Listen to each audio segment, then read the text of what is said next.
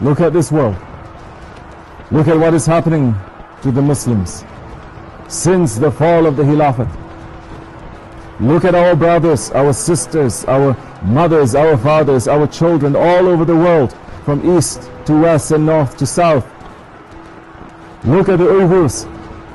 Look at the Rohingyas that are being turned into slaves in front of the eyes of the world, whose identity is being erased, whose children are being stolen from them, and they have nobody to help them. Look at Palestine and the zulm and the fire that is raining down on them from the sky in the last nights of Ramadan, in the days of Eid. Look at all the oppressed around the world.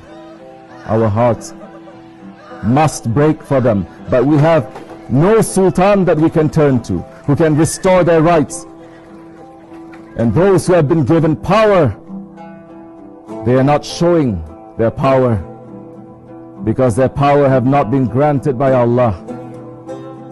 When we had a sultan, the zalims did not dare to do this, because they knew we were protected by the shadow of Allah.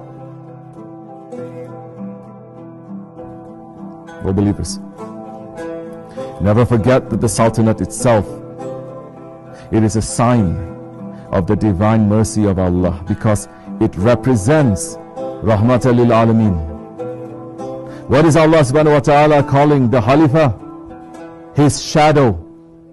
And that shadow by its very nature provides shade and comfort and relief and coolness to those that are under it. The shadow of Allah on the earth. The Khalifa, he was the coolness of the Muslims against the fires of tyranny and oppression.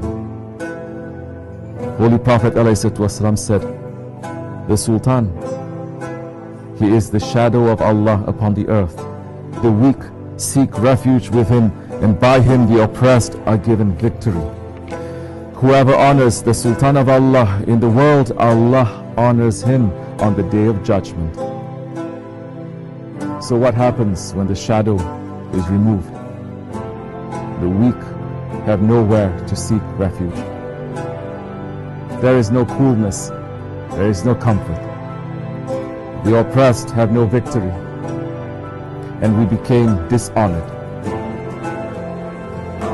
They came to Ulu Hakan, Sultan Abdul Hamid Khan, and they tried to buy Palestine from him. And the Sultan said to them, I cannot give away a handful of the soil of this land, because it does not belong to me. It is for all the ummah that fought for the sake of this land and watered it with their blood. Those ones can keep their millions. If the Khilafat is one day destroyed, then they will be able to take Palestine without a price. But while I am still alive, I would rather push a sword into my body than see the land of Palestine cut and given away from the Islamic State. This will not be. I will not start cutting our bodies while we are alive. Listen to his words, O Muslims. Listen to his words. And your hearts must pump with passion when you hear the words of a Rijalullah, of one with honor. Listen and you know that he is living according to what the Holy Prophet ﷺ said, that the entire ummah is a body. Yes, he was feeling the pain for the entire ummah, and he told us what would happen if the Ottomans ever were not ruling Palestine. He said, if the Ottomans one day withdraw, bloodshed will not stop there until Qiyamah. When there is no shade, we burn in the heat. Without the shadow of Allah, the ummah is burning.